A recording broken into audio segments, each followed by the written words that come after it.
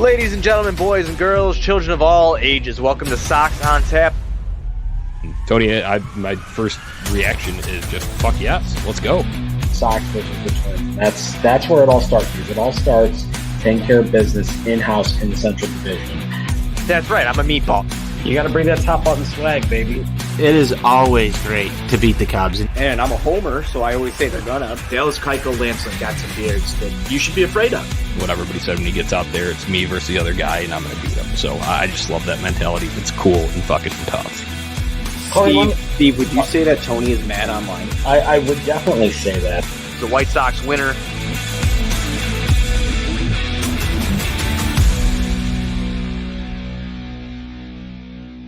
White Sox fans, welcome in. It is the Sox on Tap post-game show. I am Johnny Nani, joined today by Tony Marchese, discussing 8-0 White Sox winner on this fine Saturday evening. Tony, how you doing, my man?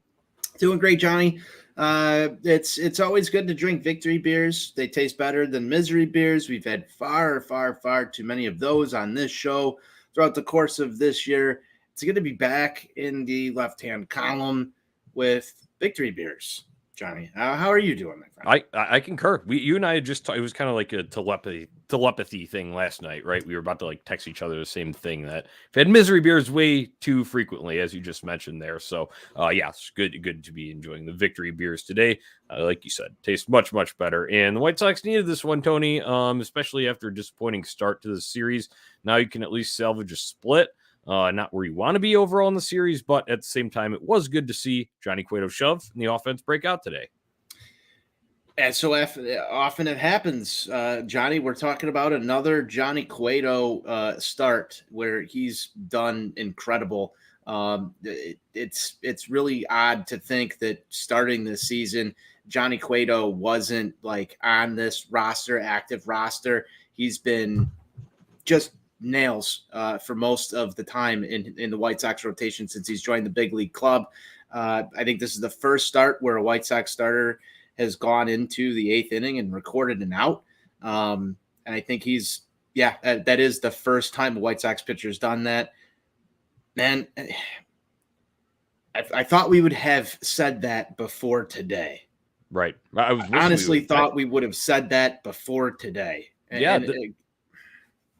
No, I agree. And, it's like he has, I think it was 8 quality starts, obviously the most of any White Sox starting pitcher. And he didn't join the big league club until May 16th, I believe. That was his first start when they were in Kansas City. So I'm a fan of old school kind of baseball in that regard, Tony. I love seeing starting pitchers go deep. I love a complete game. It was great. I remember last year, the home opener, seeing Lance Lynn sort of shut out complete game. That was awesome. So it was good. It was good to see some depth in this game, and also saving the bullpen too. Yeah, and that's something that the White Sox have failed to do. I mean, again, we're talking about the first time this has happened all year, Johnny. It's so important to do. I think it's awesome that it happened today, but I mean, I'm more hung up on the fact that this is the first time we're talking about it with this rotation. Lucas Giolito hasn't done it. Dylan Cease hasn't done it. Lance Lynn, obviously injured, hasn't done it. Michael Kopech, innings limit. There's, all sorts of weird injury stuff with him from time to time, hasn't done it. Dallas Keuchel, when he was here, never did it. Vince Velasquez hasn't done it. It's Johnny Cueto who gets their job done today. It's probably the best start you've seen out of a White Sox pitcher all season. Of course, it comes against Detroit. What does it mean? We're here to break it down for you. Right. Yeah. In the grand scheme of things, like I'd mentioned, you don't want to be in this situation. You want to be taking 3 of 4. I think a sweep obviously would have been ideal. 3 of 4 is probably what everybody was baseline expecting. And then, of course, they go out and lay an egg in both first 2 games of the series. So in the grand scheme of things, yeah, no one's proclaiming #back, anything like that. I think we've gotten our hopes up too many times after these. And Tony, is especially after, we'll get into a little bit of the more nitty gritty here in a second, but just when we're talking grander scale here. After the game, they asked Gavin Sheets, obviously had a home run early in this one. So they had him on the interview, and Jason Benetti asked Gavin Sheets, what's it going to take for this team to be able to start stringing together multiple wins in a row here. And he had said, just build on this one, yada yada. The cliche answers, right? It's like the hockey answers of get pucks, deep pucks to the net, that kind of shit. I would have honestly respected him more if he just straight up said we can't. See, I wouldn't, Johnny. At this point, I wouldn't, because I like being truthful. But here's the thing: like everybody's down on this team. Who says that they can't? You? Yeah. Okay. No. The White Sox do, but just by it, they do it in their actions. So yeah, of course. So at that point, yeah. So they need to do something. They need to do something. But I'm like the pissing and moaning around this thing. Like I guess for a second, you happy with where they are? No, I'm not. I'm fucking pissed at where they're at. But what does fucking moping around? What do comments like this get you? This Mike Solzars. Let's keep it real, man. Let's discuss who needs to be moved by 8-2 and look forward to next season. Well, then stop fucking tuning into Sox on Tap. Stop tuning into this over and over and over again. You're just going to hurt yourself. I don't understand it. I really don't. Because if you can't fucking just sit down, enjoy a baseball game where the White Sox win 8-0, yeah, in the grand scheme of things, right now where we're at, it fucking sucks. Yeah. It sucks. But if you want to piss and moan like you've never like enjoyed anything in your life, go ahead. By all means, do it. Yeah. They have to start with something. And have they proven to any of us that they can do it? Absolutely not. But you still have to play the rest of this season out in some sort of fashion. If you want to wave the white flag right now, that's fine. But I'm not the type of person, Johnny. I'm not waving white flags right now. I'm not saying that they're fucking done and it's cooked.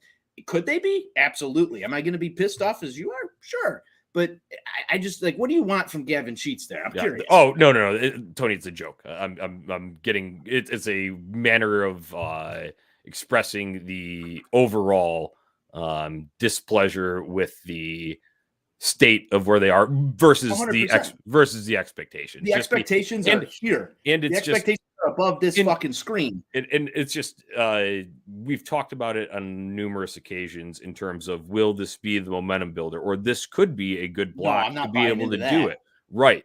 And they just have not shown the ability to do it outside of what they had a 6-game win streak. I want to say they had another 4-game win streak there. But really, when you're talking about, you can count them on less than one hand, right? When you're talking about stringing together, like, dude, I remember, like, granted, 05, don't get me wrong, it was kind of a unicorn year in certain ways, but I think they had 5 different 8-game winning streaks. It's like that shit would be really, really nice down the stretch. Yeah, where's that? I mean, that's what gets me here. Sockside Mike's here too. We aren't out of it yet. There's still something in the air they haven't unlocked yet. They can still close the gap. The other Mike, I just want to reply to this real quick, Johnny. I don't know if they can.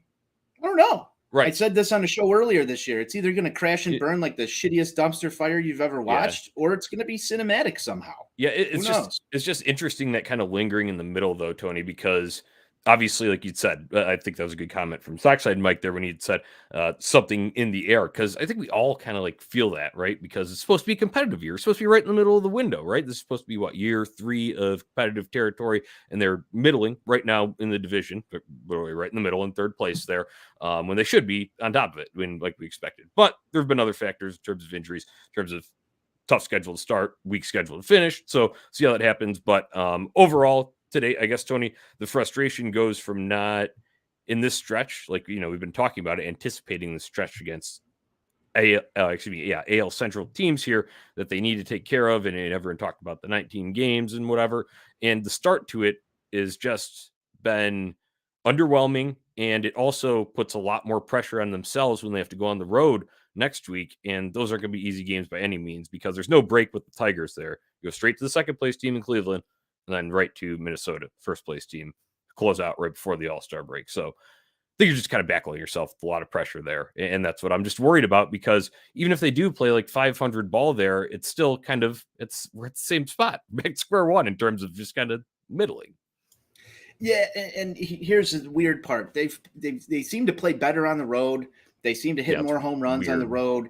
It's weird. It's unlike any other ball club that I've ever watched in my entire life. Last year's the opposite, right? Yeah, it's usually the opposite. And this was one of the first games where I missed the first couple innings in quite a while, in a couple of weeks. And to tune into this game with the Sox having a lead was just a weird feeling on it. Like, where was the drama here? How did they get through this one so scotch-free almost? Like the end of the game felt a little bit different, but I agree with you in that sense. It's very interesting how this team dynamic has played out over the course of the first half of the season. We're past the halfway mark now. They have to be awesome. They have to be, 50, like go 50 and 30, like through this last 80 game stretch in order to even like sniff 89, 90 wins. I don't know what exactly the numbers lay out to, Johnny, but they did themselves no help through the first half of this season. Right. None whatsoever. The unfortunate fact is, if I take a step back here and I look at the AL Central as we have it, you've got Cleveland who's still hanging around, and they're a much worse ball club on paper than they've been over the last few years. You've got Minnesota, who's kind of just middled their way through things. They've got their own problems and their own struggles, but they've handled the White Sox like it's a cakewalk. Then you've got the Detroit Tigers, who are an up-and-coming ball club. I have no clue what the fuck's going on in Kansas City, but who cares? It's Kansas City. I'm worried about Detroit, though, over the next couple of seasons because of the talent that's coming up through their system and what's going on there. This was a team that was supposed to be successful through this period of time, right? Like, that's where we're at. This was supposed to be the White Sox beating up on the AL Central for this. Like, this whole run was built on this. Get yourselves into the playoffs. Get yourselves a shot to get hot towards the end of the year and go. Is that over right now? It's really tough for me to say it isn't, or that it is over. It's tough for me to say that it's over. But I go online, I look every single day, Johnny, and it's like, it's over. It's over. It's over. It's over. I don't know. I don't know the answer because everybody wants to say that it's over. Maybe I'm a crazy person. Maybe I'm on an island somewhere. And yeah, I know you were joking when you said you were like Gavin Sheets to say, I got to cope with it. I can't do it. Yeah, my boy, I don't raise my kids to say it's ever over, Johnny. And that's what I wanted to come full circle to. It's never fucking over. Right. We raise winners in this house, and Gavin Sheets should be a winner. It is funny to hear like the baseball like versions of cliches though. Oh, build on this and like, oh, hopefully that gets the bats going or something like that. But I mean, what else you guys say? I totally get it. But I wish it would have dropped. You're only as good as your last envelope. Yeah, right. It would be good though if that's like the thing that does, like, something is, like I said, cliches, that is the thing that does spark them. Like, really use it timing wise. Sometimes it's what Hawk would always used to say, it's not about who you play when you play them. Well, maybe the White Sox can get if things work out and this is the start of a winning streak, it would be perfect timing for it here. But the fact of the matter is, man, like, do you buy into Detroit wins at this point? Like, these should be at this point in the season. Well, I think it's just a matter of taking care of business. Like, against the Orioles, against the business. Rangers, right? Yes. Teams that you should take care. Like, we wanted 3 or 4 from the Orioles. And they haven't done it. Right. They haven't done that. 2 or 3 from the Rangers. Only got 1.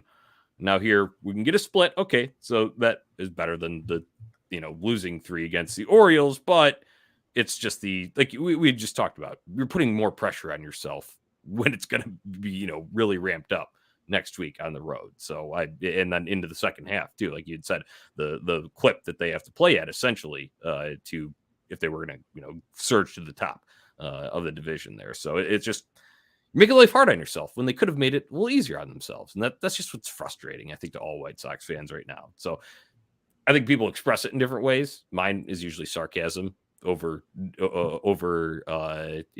exaggerated comments.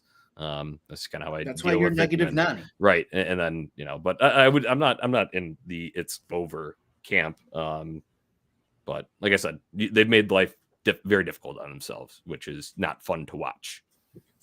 I mean, I look at it as the White Sox are just a student in college that's waiting to the absolute last minute to turn in their assignment. Really right? cramming, yeah. They're really cramming. Like, every time they go out and lose a ball game is another night out at the college bar. Right. 60-cent beer night. We're going to mail it in. And then when we need to get ready for the final exams, we're going to turn it on. And they are waiting till the absolute fucking last minute to get on this shit. Yeah. They need some life. They need something. I don't know what it is, but that's what it feels like watching this team. Because you watch them go lose 2 in a row to the Detroit Tigers at home. I was at one of those games. You were at one of those games. I don't think either of us left that stadium at all happy. No, I was upset last night just because the Giolito was moving along pretty damn well through like 5, 6, right? And then the damage started to happen. And the Sox were up 2-0. Granted, they could have helped themselves out with a few more runs early in that ball game. But then, the Joe Kelly comes in and lets up, the rest of Giolito's runners left on base, lets up 2 of his own there. And then the White Sox do make a little bit of a claw back, but it was a little bit too late. And they weren't able to get a clutch hit, and nobody activated hero mode in the 9th inning. So I was frustrated. I will say I had a great time at the ballpark on Friday night. It was beautiful weather. It was, but the end result left me very disappointed. So, and then you had, dude, I can't believe I don't know how you sat through them getting no hit through 5 into the 6 on. I'll show you how. This is how. Right. Yeah, that's how. That's how. That was rough. And then you get a little bit of hope in that 9th inning. Unable to seal the deal there. These are things that I've watched, and again, it felt like just that game was kind of just a subset of what I said. It's like a college kid that's just waiting to the last minute to turn in its assignment. The late inning stuff. I know our guy White Sox Sale will probably listen to this. The Ricky's boys don't quit mentality, or the Tony's boys don't quit. Whatever you want to say, it doesn't matter. This team has the ability to go pour it on in the 1st, 2nd, 3rd inning and go win a ball game. You saw it today. Dude, your boy Gavin Sheets. I know we kind of went off into a grander scheme of things here, but you're just getting back to scoring early, the importance of that, dude. And a 3-run shot. Multi-run home runs are cool and tough, Tony. They are. Your boy did it. Yeah, they are. And, there's not been enough of that. Preached it on this show. Not myself, maybe more of you, Steve, ball go far, team go far. I just care about like win, loss, end of the day, where all of this stuff settles out, and kind of want to see some of the momentum and just, how things go. It's an ingredient within getting in the left-hand column. It is. That definitely is one of the main ingredients to get into the left-hand column. And you see that today early on in a ball game, give your pitcher something to work with. Mm-hmm. Wow, like maybe we should try this out way more often. Yeah. Yeah, it feels like they've been trailing. Honestly, it'd be a good stat to go and look up, like how many times have they fallen behind? When do they score the first run and first, inning runs too? That would definitely be a good research project to go and look at it. But I think that what you'd mentioned there too, giving your pitcher run support. I don't know if Johnny Cueto has the outing that he does today without that early run support, where he can kind of just get out there and get in a groove. And even if he did let up a 1st, 2nd inning home run, wouldn't have been the end of the world because you already have 3-run cushion. Exactly. Mike Solzar's again in here. Hard to hit 3-run homers when no one is on base. Huge issue. That is a huge issue. But I would say, Johnny, I've seen these bases packed more often than I have not, in certain situations where they weren't driving runs in earlier on in the season. What was it like? What were they like? 1 for, there was a point where they were like 0 for like 12 or 1 for 13, where bases loaded, not just runners on base, bases loaded. Loaded. That was earlier in the season, but yeah. Hopefully those stats have gotten better. I don't know where they sit right now amongst the rest of the league, but at least that's happening a little bit more than never right now. Like, I know this is a huge straw to like grasp at, but could you imagine like if that just went throughout the entire year, where they were like 1 for like 200 with runners in scoring position? Because it felt like we were going to be there for a while. Nobody would have any hair left on their head. No, say that.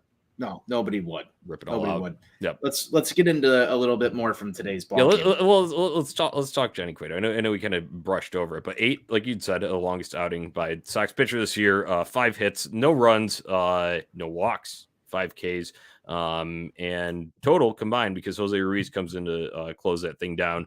and he didn't walk anyone either, which is somewhat been an issue for him as of late. So talk about a clean, crisp ball game, as we like to say, Tony. No errors in this one for either side, but obviously talking White Sox here. That's how you win a baseball game. That's and in no there's no panic, there's no heart attack, moments late. I'm sure Jose Ruiz probably could have made things a little bit interesting, but even then, you're up 8. So, I'm still waiting for him to lose that ball game. Yeah, I know.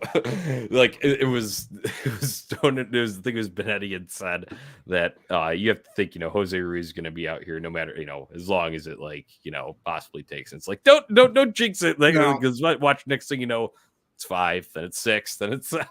No, we can't be doing that. We've watched that story before, dude. Like we honestly have over the course of this season. Yeah. Large White Sox leads erased within 15 minutes of baseball, and all of a sudden you're talking about a completely different outlook here. Glad that Jose Ruiz came in and got the job done for Johnny Cueto, but you're right. Very clean today.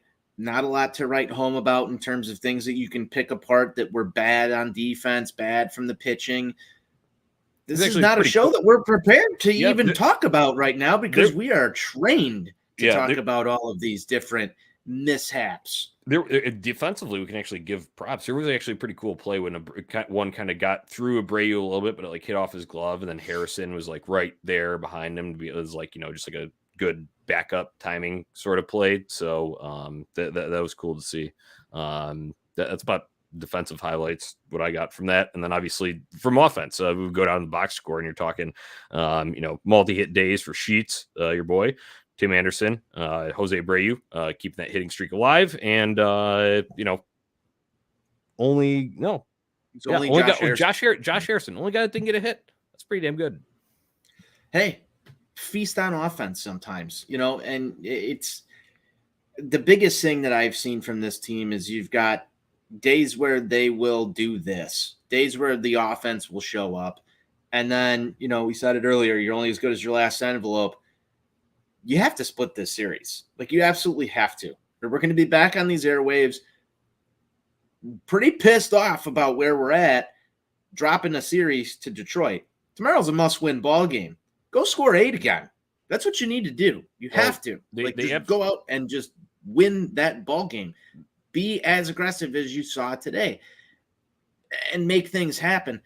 I'm done with the warning track nonsense. I'm done with, getting these just hard hit exit velo balls that are hit right at people. I love Gavin Sheets' plate approach now. He had one, obviously the home run, but then he also had one where he, went the other way on something. Nobody home on the third base side. Nobody home on the third base side. That's good situational hitting. Yeah. Situational hitting is something that I feel like the White Sox really struggle at doing. Yeah. And when you're talking about because you hate the warning track power, it's where you still put a good, you did put a good swing on it, but it's just coming up short. I like what Jose Abreu and Tim Anderson did on a pair of RBI doubles today, and Jose Abreu made the right fielder look stupid. He didn't know how hard or hot or high that thing was coming in, but eventually it would have, even if he would have read it right, I think that thing still gets over and drives in a couple of runs. Then Tim Anderson kind of got it to the gap there. So I'd much rather see that than just tall, towering fly ball that gets caught with the guy's back right up against the wall. That's just me, though. Yeah, I mean, it is what it is. I think a lot of these guys right now are trained to have that same swing plane, same swing path, try and drive the ball, hit the home run, do all this. And we know ball go far, team go far. We know that. But the situational hitting piece to this isn't small. I'm not talking small ball. I want doubles. I want triples. I want, the base is still moving here. That comes with finding those gaps. That comes with getting runners on base. People complain about, even just, we were just talking about it. It's hard to hit 3-run homers when no one's on base. Well, if you've got a left-hander who's going to be shifted, hit the ball where they're not.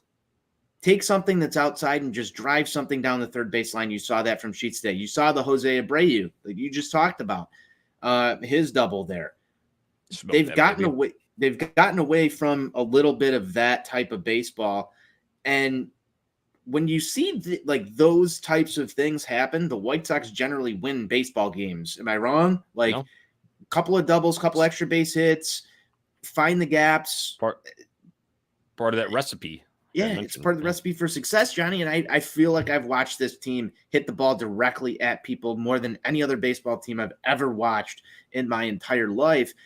That to me comes back to a couple of things. One is the scouting report on this White Sox offense must be so fucking detailed that other teams know exactly where everything is going all the time. And guys aren't willing to make adjustments to beat that scouting report. And two, it comes back to some of the situational stuff, awareness on the on the field on the offensive side. If your scouting report says you're going to hit the ball right into right center field or on a slider, you're gonna try and pull it, ground ball to shortstop. They know exactly where to position these guys. You got to start taking different types of swings, putting the ball in play a different way, and also on a third point here. Just throw sliders right at every single White Sox hitter, it feels like, in the middle of that order. And it's game fucking over half the time. I'm sick of seeing that. The offensive approach has just been brutal. You see when they make these adjustments, just a couple of them, things happen. Good things happen. Yeah. Yeah. Good things. That's what it's so frustrating just because we know they're capable of this on a consistent basis, and they know they are too. I thought it was interesting when they were talking about, players trying to, put their finger on the issues and, what's going wrong, or trying to explain the tough first half. And it's, it's hard for them to even do so because they know they're a more talented group. And I think we all know that. And that's why the, kind of anger, angst, I guess angst is a good word for it, amongst White Sox fans, just because you know that they are better than that. It's about doing that consistently. So like you'd mentioned, tomorrow pretty much must win game, and I agree with you in that putting up some a lot of runs, again early runs too, will be very nice, because Michael Kopech will take the hill, and he has just been struggling. He's been fighting it ever since that knee issue. Granted, he didn't have an IL stint or anything, but it kept him out like a week, and he's been fighting it. So he'll go up against Drew Hutchinson in the series finale here, Tony. How do you think Michael Kopech will fare in this game? You want to see him come out in this ball game and exude confidence and just work the fastball the way that Michael Kopech can. There's plenty of hitters in the Detroit Tigers lineup that are prone to the strikeout. And Kopech is a strikeout, fuck you kind of pitcher. So if he goes out there, his stuff is on. I think you can see a path towards Michael Kopech recovering, because this is the perfect lineup, I feel like, for him to face, Johnny. However, that said, Kopech's kind of struggled a little bit at home in certain circumstances. You saw a couple of times where he's had a real big problem with the mound at home, specifically, versus some of his road starts. You want Michael Kopech to give you 5 solid innings tomorrow. And this sounds cheap to me, because even 2 or 3 years ago, man, we'd be sitting here saying, I want 8 innings of Michael Kopech. Yeah. I don't think that's going to happen. So you want 5 strong innings. Johnny Cueto saved your bullpen today. You can go to hopefully Kendall Graveman, Liam Hendricks to get through that. I'm just not sure what Kopech has in the tank right now. I think long-term we've got go ahead. I just, Tony, when you're talking about, with what does Kopech have in the tank, when we came on for a little rain delay theater the other night, you, me, and Steve had talked about this a little bit, addressing D-Bell 23's comment here. Kopech is hurt, I think. And I think everybody's kind of like, what's wrong with him? Obviously, he had the knee issue. We knew about that. But once again, no IL stint there. But I would also go and venture to say that there's probably a little bit of dead arm period. I tend to agree with Steve on that, just because of the lack of buildup over the years, right? And just the certain things that happened with the opt out of obviously Tommy John, and then the opt out of the COVID season, and where you're at in terms of the lockout, shortened spring training here. I think we are seeing some of that, and I that's unfortunate, but we had talked about the possibility of shutting him down till the All-Star break. Well, let's see what he's got tomorrow. I think that'll be ultimate determinant of that. Yeah, I think it will as well. And I think something that, hasn't really been discussed is the fact that the White Sox decided that this was the year that they were going to take him from the bullpen and put him in the starting rotation. Obviously, that commands a little bit more on the arm than relief appearances, depending on how, your manager, pitching coach, pitching staff wants to utilize your arm out of the bullpen. But he's stretched out at this point, but he's not where you need Michael Kopech to be. When his stuff is on, when he's clean, when he's feeling good, you obviously know his stuff is some of the best in this rotation. I think him and Dylan Cease could be a nasty 1-2 if all the stars align the right way. They would be just the forefront of, up and coming, just great young pitchers in baseball. However, that's not how things have worked out. You talked about some of the injuries. You talked about the opt-out year, the build up to this. Obviously, last year, Kopech worked out of the bullpen the entire season outside of a couple of little spot starts here and there, multi-inning appearances.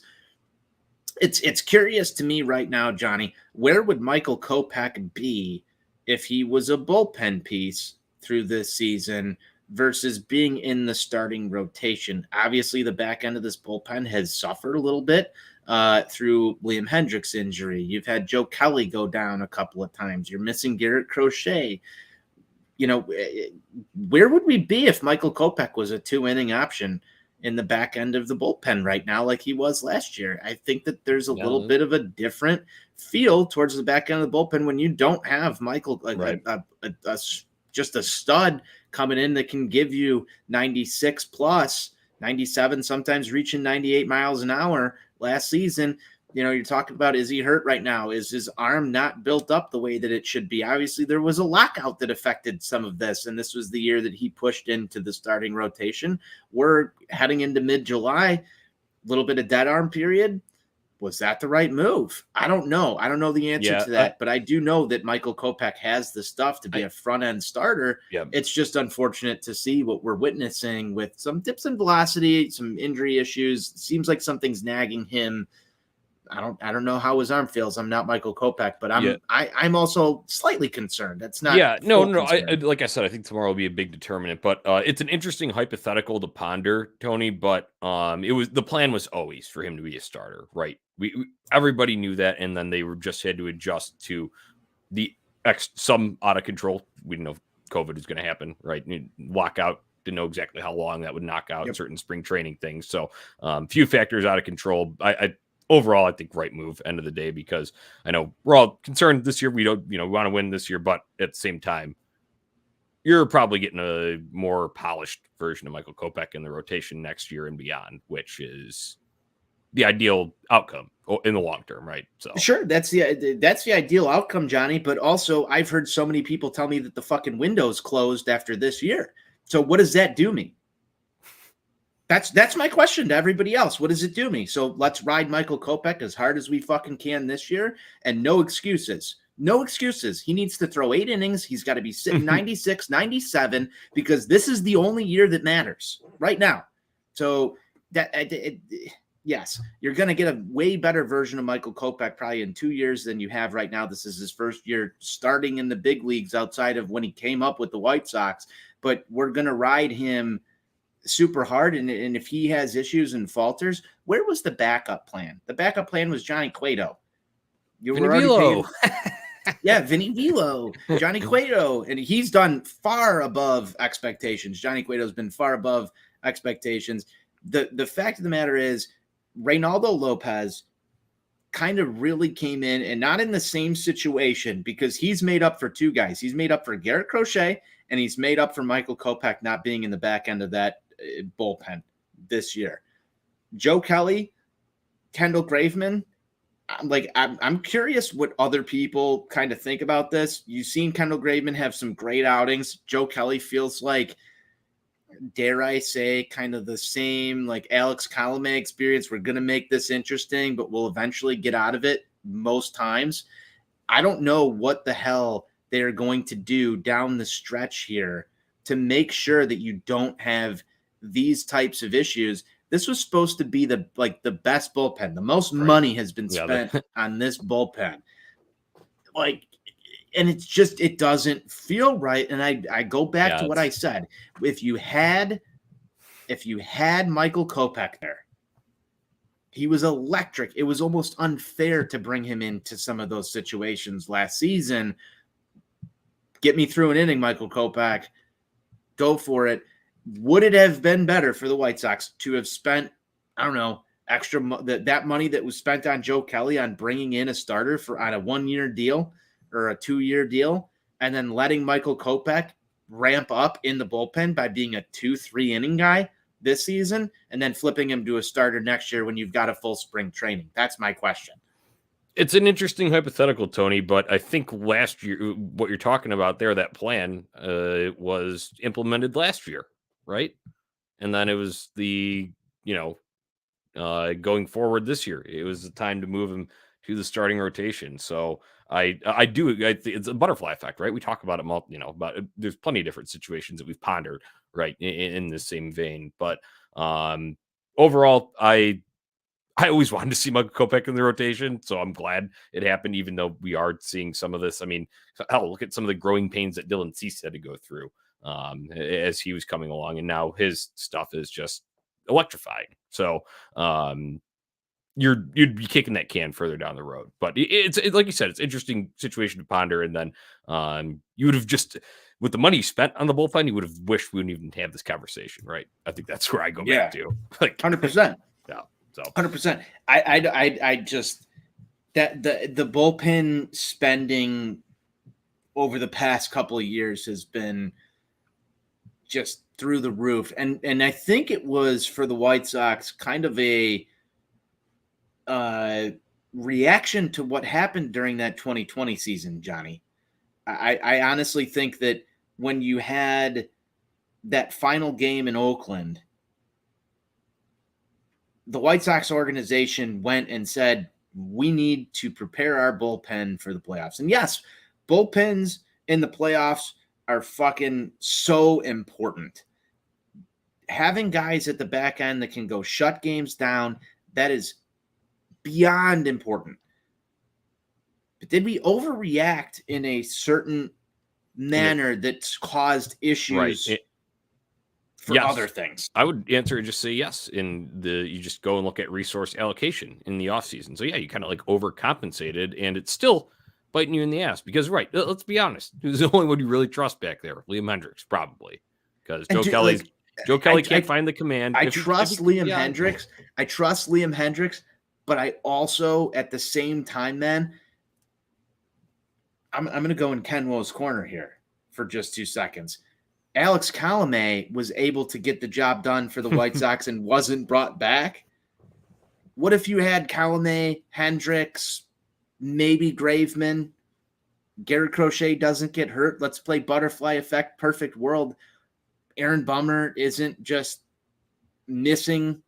Somebody put a poster out like Aaron Bummer's. I did have an Aaron Bummer sighting though when I was at the game the other day. Aaron Bummer's on the milk cartons now, Tony. Yeah, he's on the milk cartons, but I did see him in the bullpen.